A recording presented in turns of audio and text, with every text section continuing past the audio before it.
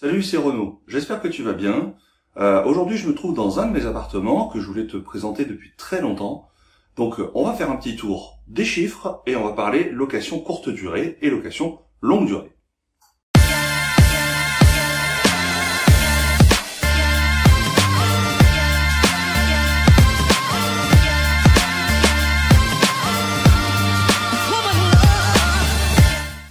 Alors, je t'ai promis depuis très longtemps de te donner quelques chiffres précis de mes achats, de mes premiers achats. En fait, ici, tu es dans l'appartement, le tout premier appartement que j'ai acheté en locatif. C'est un appartement que j'ai payé 47 000 euros, plus 3 000 euros de frais d'agence, plus 5 000 euros de frais de notaire. Les frais de mutation, tu le sais bien. Donc, tu vois, ça fait un total à 55 000 euros pour un appartement. Je te le dis de suite. Il fait un peu plus de 21 mètres carrés. Mais il fait 21,75 mètres carrés en loi Carrez. Tu sais, c'est la loi sur les surfaces, où on compte les surfaces uniquement quand on a une hauteur de plafond de plus d'1,80 m. Je vais te faire le tour de l'appartement tout à l'heure. Tu vas voir qu'il y a pas mal d'endroits où on est à moins d'1,80 m. Du coup, ça a son charme, mais ça a aussi son inconvénient, c'est que quand tu mets une annonce, tu mets une annonce à 21 mètres carrés, 21,75. Donc tu vois, il y a des avantages et des inconvénients. Tu vas voir tout à l'heure, tu vas te rendre compte que finalement il y a pas mal de place, il est relativement sympa. Et avec mon épouse, tu sais qu'on a commencé par la location courte durée. Je t'ai dit que c'était mon premier appartement que j'ai acheté, donc je vais te donner quelques chiffres. Donc je t'ai dit, je l'ai acheté au total, frais de notaire inclus, à 55 000 euros. Alors comment s'est passé ce premier achat? C'est très simple, je cherchais autour de chez moi, tu connais un petit peu l'histoire. Je les trouvais pas, parce que j'habite à côté d'une très grande ville. Donc qu'est-ce que j'ai fait? J'ai cherché plus loin, j'ai contacté des agences plus loin. Là ici on est à peu plus de 2 heures de chez moi. Donc j'ai trouvé des agences avec des gens, avec des agents, on va dire intelligents, qui ont compris qu'on pouvait faire des visites en WhatsApp, des visites en visio. On utilisait WhatsApp, tu peux utiliser ce que tu veux, mais la visio ça marche super bien maintenant. Il suffit que tu aies un smartphone, que l'agent immobilier ait un smartphone et qu'il y ait de la 4G. Franchement, ça fonctionne. Du coup, cet appartement, je l'ai visité en visio la toute première fois. Je l'ai négocié en visio avec l'agent immobilier. On s'est mis d'accord sur un prix, puis elle est allée voir, c'était une dame, elle est allée voir la vendeuse, et puis elle m'a annoncé que l'offre était acceptée. Il était proposé à 52 000 au départ, je l'ai payé 47 000 hors frais d'agence. Donc tu vois que le WhatsApp, finalement, ça m'a permis cette visite en visio, je t'en ai déjà parlé souvent. En plus, avec les contextes de crise qu'on connaît aujourd'hui, finalement, c'est pas plus mal de visiter à distance. Ça permet de visiter une toute première fois déjà. Alors maintenant, on va passer aux chiffres un peu plus précis. Je t'ai dit un coût total de 55 000 euros avec les frais de notaire. Tu sais qu'en général, dans les calculs bruts, je n'utilise pas les frais de notaire, mais là, je les connais, donc je te les donne. Pour ça, on a eu un crédit de 53 600 euros. Donc, ça fait un apport de 1 400 euros au départ. Ouais, tu vois, ça arrive de temps en temps. Là, l'appartement, il était finalement assez cher pour 20 mètres carrés. Même si moi, je connaissais le potentiel, le banquier ne l'avait pas identifié. Je lui ai expliqué, il me faisait confiance, mais il a fallu apporter les 1 400 euros. Bon, c'est pas très grave. Tu sais que de temps en temps, il faut apporter un petit peu et que ça te débloque des situations. C'était mon premier... Finalement, c'était mon premier achat en locatif. J'avais pas encore toute l'expérience que j'ai aujourd'hui. Mon banquier n'avait pas encore vu toute l'expérience que j'ai aujourd'hui. Donc, il a fallu apporter un petit peu. 1 400 euros, c'est pas excessif. Mais il faut que tu saches que ça arrive. Maintenant, parlons de la mise en location. La mise en location, nous, on a aménagé l'appartement. Je te ferai faire un tour tout à l'heure. Je te l'ai dit. On a aménagé l'appartement sympa. On l'a aménagé pour des professionnels. Super bien pensé, on l'a pensé comme si c'était pour nous, si nous on devait aller travailler pendant quelques jours par exemple dans une ville un peu loin de chez nous, on s'est vraiment mis à la place du locataire. Tu sais que je te parle souvent d'expérience client, d'expérience locataire, c'est très important. Donc tu te cales sur ce principe-là et tu vas pouvoir proposer quelque chose de sympa. Du coup, si tu proposes quelque chose de sympa, tu peux le louer assez cher. Alors, dans la ville où je suis là actuellement, il y a un peu de concurrence. Ne me pose pas la question en commentaire, je te donnerai pas le nom de la ville. En revanche, ce que je peux te dire, c'est qu'on l'a loué 54 euros la nuit en moyenne. 54 euros la nuit, Tu sais qu'en location courte durée, on compte pas 100%, on compte 20 nuits par mois, ça reste raisonnable, on va dire. Nous, en moyenne, on l'a loué 25 nuits par mois, grosso modo. Tu sais, les mecs qui te vendent, qu'ils ont loué pendant 36 nuits par mois pendant les 2 premières années, fais-y attention, méfie-toi, c'est pas toujours facile.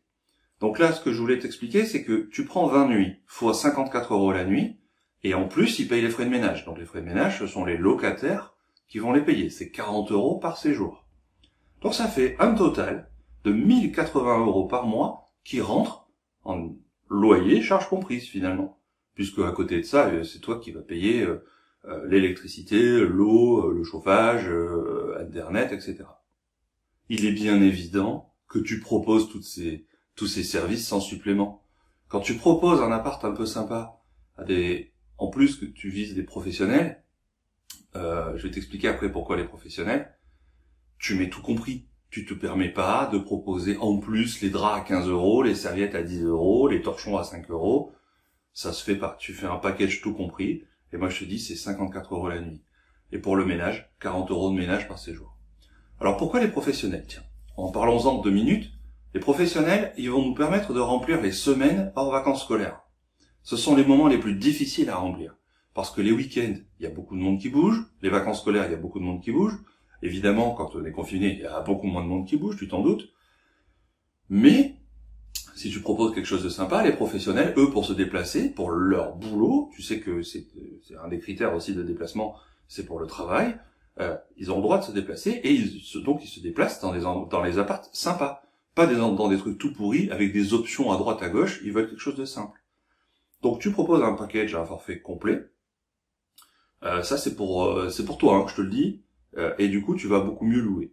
Donc revenons à nos chiffres, on a parlé de 1080 € par mois en moyenne. Avec notre total de 55 000 frais de notaire inclus, on arrive à 23,56% brut, de rendement brut. Ok? Finalement, c'est pas explosif, mais ça tient la route. Alors maintenant, on va étudier si je le mettais en location en longue durée. Tu sais que, bien évidemment, tu fais tes calculs sur de la longue durée. Parce que c'est plus sécurisé. Alors, on va prendre des hypothèses pour un petit appartement, même s'il est sympa. On va prendre des hypothèses correctes. On l'a loué à 590 € hors charge. En réalité, c'était 640 charges comprises. Et dans les charges, pareil, tu mets tout. Et tu mets le wifi aussi. Tu attires des gens qui veulent juste arriver, poser leur valise. Tu leur fournis les draps, tu leur fournis les serviettes, ça te coûte rien. Par contre, les gens, ils arrivent, ils posent juste leur valise. Pour des gens en détachement pendant 6 mois, 1 an, ça peut être très intéressant. Donc, en location longue durée, on était à 590 € hors charge. Puis c'est bien que tu prends le loyer hors charge. Ça fait un rendement brut de 12,87%. Alors tu vas me dire, ouais, mais le rendement brut, c'est pas la fin du monde, c'est pas l'objectif final. L'objectif final, c'est le rendement net et même le rendement net-net. Alors comme on choisit des appartements avec des charges faibles, ça aussi on t'en parle dans le chapitre recherche de la formation immobilier, on choisit des charges faibles et du coup on se retrouve à un rendement net de 11,23%.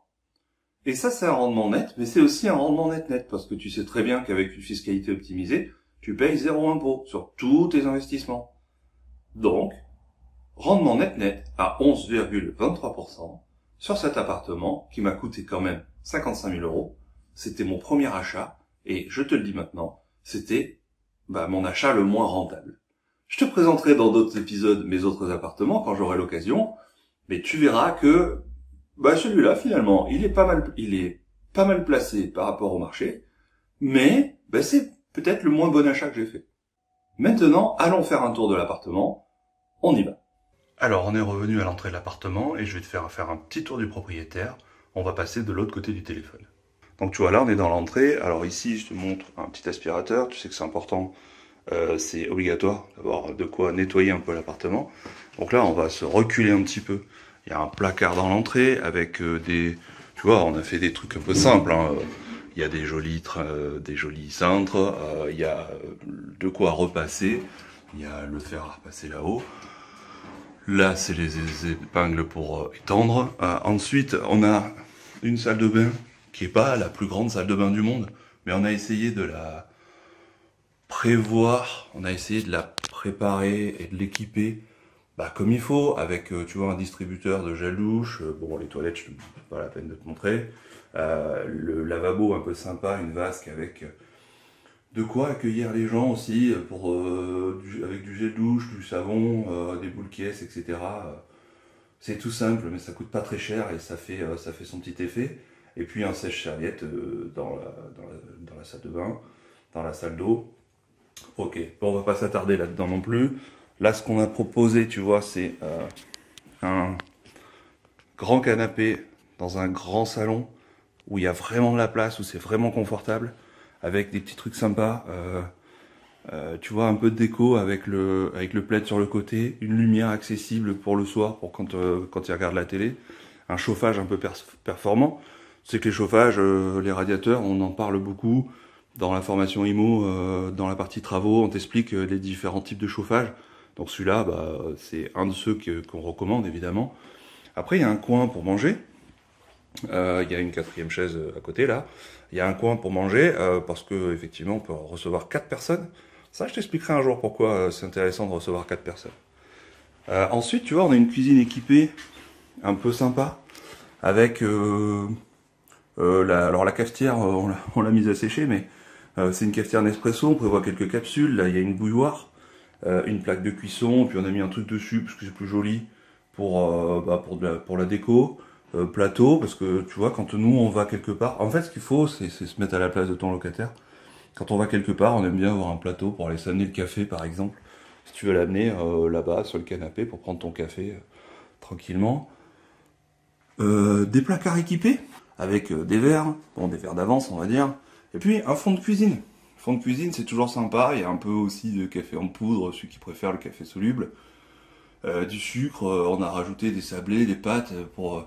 Le premier soir, en fait, on se met à la place du mec qui arrive à 22 h le dimanche. Bah, il a peut-être pas envie d'aller commander une pizza. Et du coup, on prévoit un petit peu d'avance. Il y a une planche à découper. Dans les placards, évidemment, il y a tout ce qu'il faut pour au moins pour 4 personnes. Un petit frigo top, tu vois. Et puis, le micro-ondes. Le grille-pain, c'est un petit plus. Le micro-ondes, c'est un combiné grill. Comme ça, tu peux faire cuire des plats. Pour celui qui reste un peu plus longtemps, il n'a pas envie forcément de manger des sandwichs tous les jours. Et ce que je voulais surtout te dire, c'est intègre toujours une machine à laver. Alors celui-là, il fait aussi sèche-linge. Mais au minimum machine à laver. Pourquoi ? Bah, je t'ai dit que les professionnels, il fallait les cibler, il fallait qu'ils soient intéressés par ton appartement. Et la machine à laver, pour celui qui reste 10 jours, bah, il va falloir qu'il puisse laver ses affaires. Même parfois en urgence, du soir au lendemain. On a prévu donc un petit coin sympa à côté du canapé pour poser des bricoles. Tu vois, il y a un ventilateur. Bon, je t'ai pas tout arrangé pour la visite.